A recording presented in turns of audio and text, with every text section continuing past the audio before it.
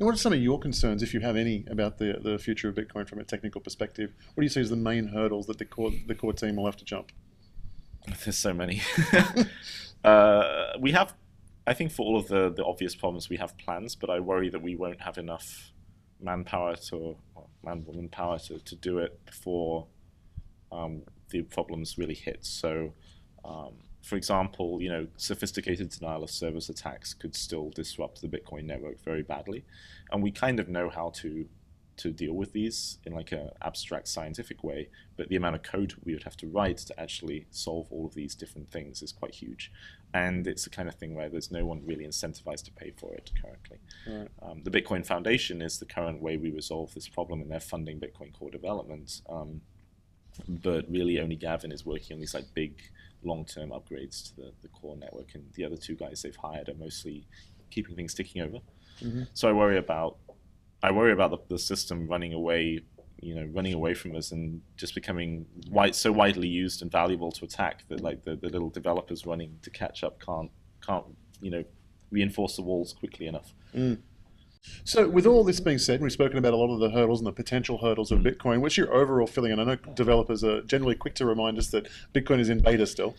Yes, we remind people of that because we know what the code looks like. Yeah, it's kind of, I don't know, it's pretty terrifying how big this thing has become on such a shaky foundation to some extent. But I think things are going okay.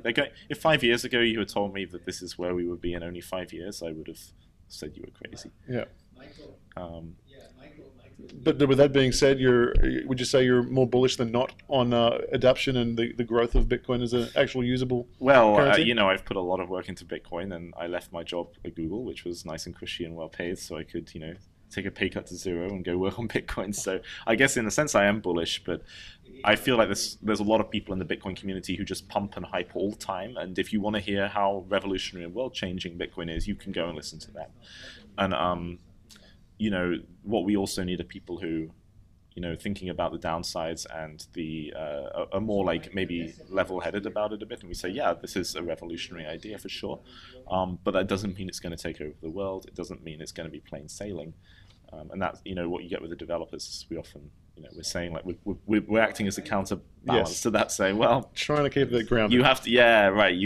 It's funny, like the guys I think who pump and hype the most, they are not very close to the code or the infrastructure, and I think we work with it every day, so we see the limits and the warts and all of the fragility and stuff in there. So. And I would confess I'm in that category in that I don't have the technical skill to understand all of those threats. Right. I see a lot of the exciting potential and whatever else, and I have faith that you guys will do what needs to be done in a timely manner, but there is a lot of faith in there. Really. Yeah, there is. There's not very many people doing this work, which is a problem we have to solve. And, this is bigger and bigger system riding on the shoulders of very few people, which is not sustainable. Yeah.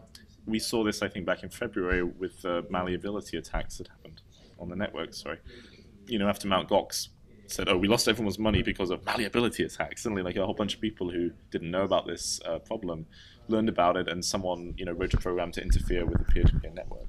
And lots of people were like, well, this came out of nowhere. What's going on? How can this have been allowed? What are the developers doing?